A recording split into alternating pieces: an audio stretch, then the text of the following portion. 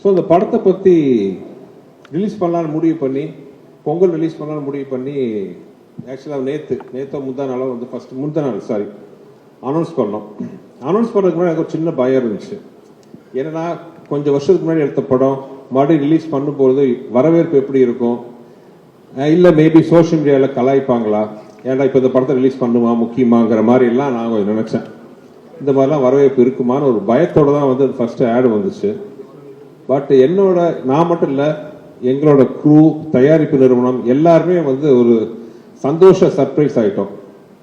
ஏன்னா அது சோஷியல் மீடியாவில் இந்த படத்துக்கு கொடுத்த வரவேற்பு ஆர்கானிக்காக எந்த வித ப்ரொமோஷன் நாங்கள் இன்னும் ஆரம்பிக்கவே இல்லை, எதுவுமே கிடையாது. ஜஸ்ட் ஒரு அனௌன்ஸ்மெண்ட் மட்டும் தான் பண்ணணும். சோஷியல் மீடியாவில் அவ்வளோ ஒரு வரவேற்பு இந்த படத்துக்கு. சோஷியல் மீடியா மட்டும் இல்லாமல் டிவி ஆகட்டும், யூடியூப், எவ்ரிவேர் அந்த படத்தை பற்றி பயங்கர பாசிட்டிவ் வைப்ரேஷன். இந்த படம் பொங்கலுக்கு வருது, நம்ம போய் பார்க்கணும்.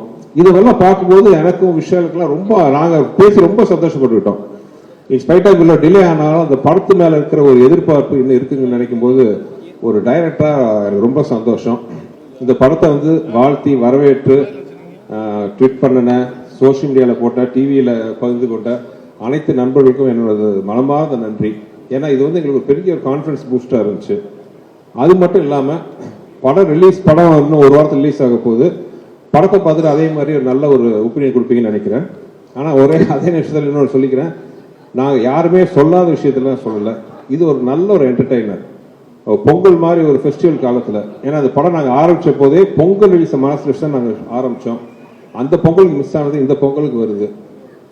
கண்டிப்பாக இது வந்து ஒரு ஃபெஸ்டிவல் மூடுக்கு வந்து ரொம்ப ஒரு அருமையான படமாக இருக்கும்ட்டு நான் வந்து நம்புகிறேன். ஆக்சுவலாக ஒரு நண்பர் வந்து சோஷியல் மீடியாவில் போட்டிருந்தாரு, மதகஜராஜா லேட்டாக வந்தாலும் லேட்டஸ்ட்டாக வரும்ன்ட்டு.